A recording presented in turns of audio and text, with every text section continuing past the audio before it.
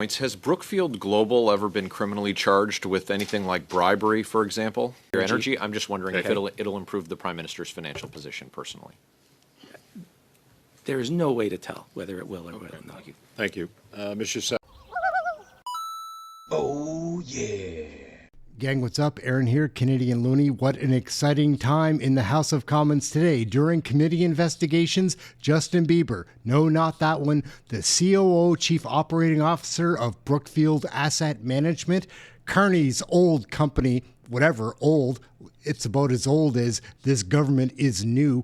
Anyhow, he's grilled by Michael Cooper, one of our favorite MPs, and that then followed up by MP Michael Barrett, another one of our favorites to watch. This is Ethics Committee. This is out of hand. This guy can't answer any questions straight. Let's get right into it. Round one is going to be Cooper. Round two, Mike Barrett. This is going to expose a lot of how these guys work. Let's jump right into it. Let's go.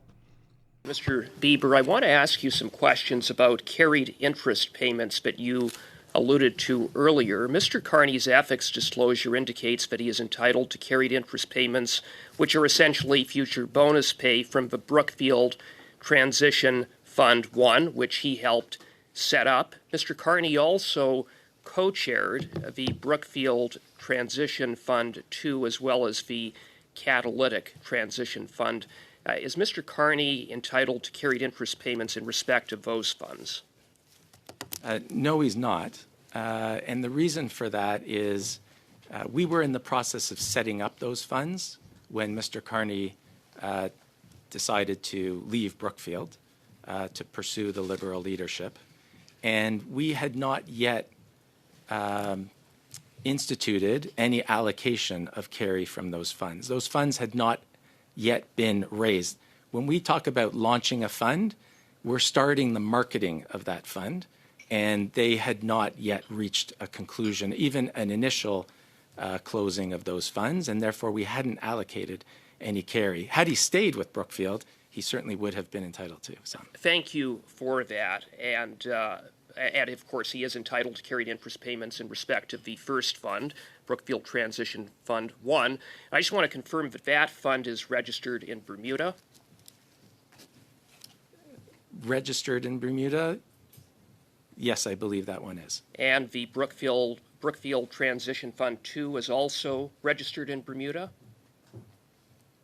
I don't have that information at hand. Well, I would note a March 26, 2025 CBC News report that indicates that the Ontario Business Registry indicates that the governing jurisdiction for the Brookfield Global Transition Fund 1 and the Brookfield Global Transition Fund 2 is Bermuda. I presume you're not disputing that. I won't dispute that. And I would also just ask that the Catalytic Transition Fund you'll confirm is registered in the Cayman Islands. I can take that away and make sure that I'm not misspeaking on which jurisdiction it's part of. I think you know the answer to that. It's yes. So I want to ask you a little bit about the schedule of payments with respect to carried interest from the Brookfield Transition Fund 1. When does the fund mature? Transition Fund 1 would have a maturity of 10 years plus a 2-year possible extension, which would take it to 2032 to 34, I believe. 2032 or 2034. So it would be at that time that the carried interest payments would be paid out. Towards that. And I would say that regardless of where the fund is actually established, everything that I mentioned in relation to Madame Lapointe's question hold for everything in that fund. Now, just in terms of what is in that fund, Yes. There are new investments in that fund, correct? There are investments in that fund. They're not necessarily new. But if there were new investments in that fund, that would increase the value of carried interest payments, would that potentially? If additional capital were invested in that fund, it could, if they're good investments. Okay.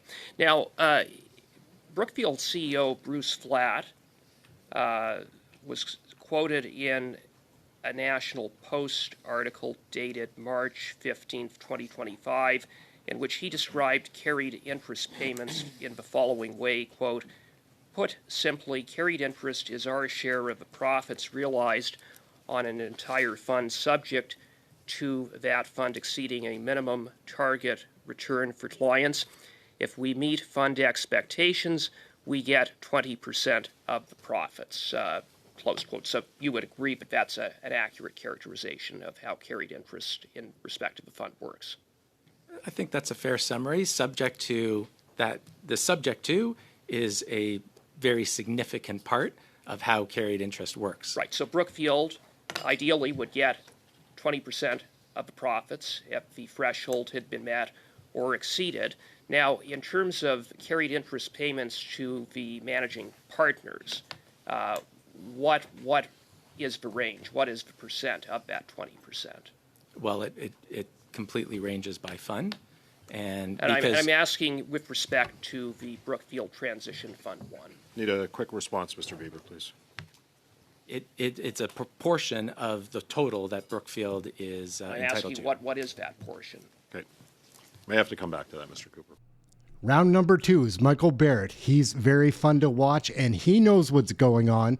This Justin Bieber doesn't know how to sing or dance a song we want to hear. He just keeps lying to cover up for our current prime minister of our new government. Let's take a look. Has Brookfield Global ever been criminally charged with anything like bribery, for example? Charge? No. Has there ever been an investigation for bribery against Brookfield Global Asset Management? Nothing that has not been found to be completely false. But were there charges? No, there were no charges. There was no investigation into bribery in Brazil? There was, again, that was found to be completely false. And in fact, the person who was alleging is now in jail. Okay. Is Brookfield registering investment funds to a bike shop in Bermuda good for Canada, and what impact does that have on the payment of taxes in Canada? Look, as I've said before, our first and foremost, we have businesses that do have presence in Bermuda, and those are part of an overall investment structure that allows investors to pool their capital in jurisdictions where we can achieve tax transparency so that businesses that we own can pay taxes in the jurisdictions in which those businesses operate, and then those after-tax proceeds can be delivered to investors in the jurisdictions where they are based and pay taxes there as well. Your answer is that it's good for Canada to register funds to a bike shop in Bermuda.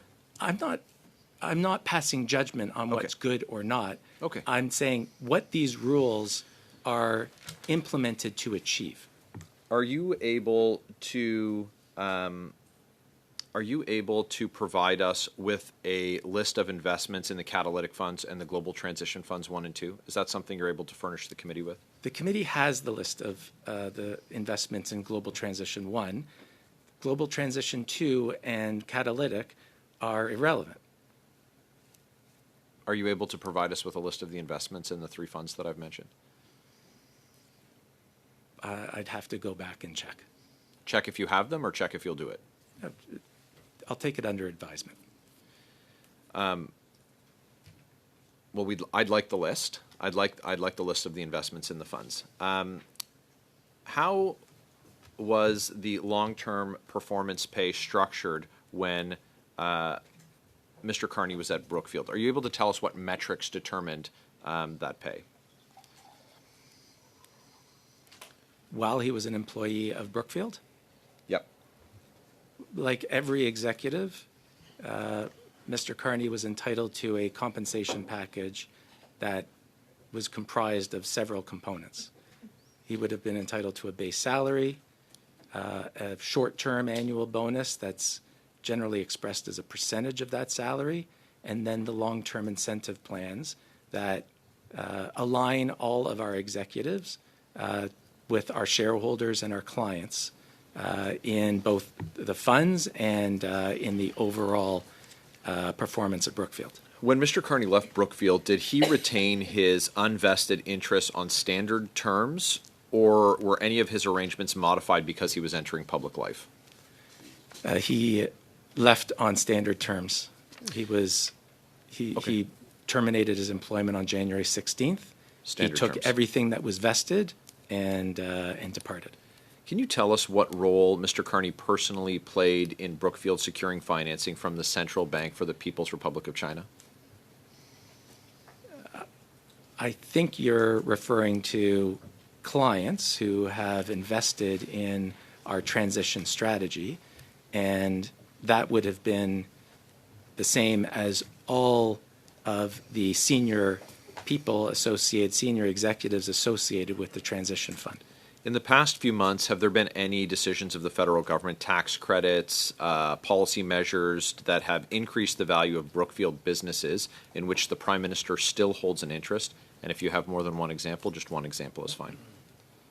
I can't think of any.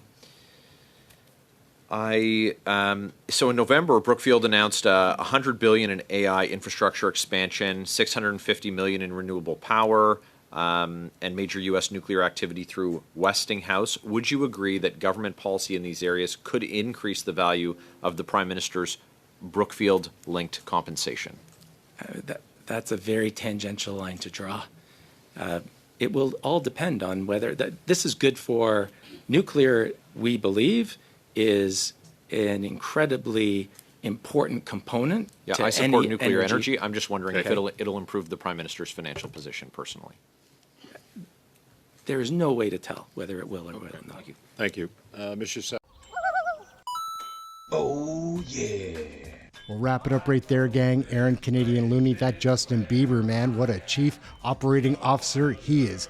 No straight answers, only covering up for our Prime Minister, Mark Carney. Aaron Canadian Looney, like, share, subscribe. We cover Canadian federal politics right here.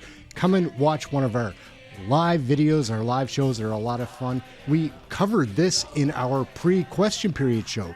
Anyhow, thank you all so much for watching. Smash the like, hit subscribe, and come and hang out in our chat room and learn a little bit more about Canadian federal politics. These politicians are a lot to handle. Catch you in the next video.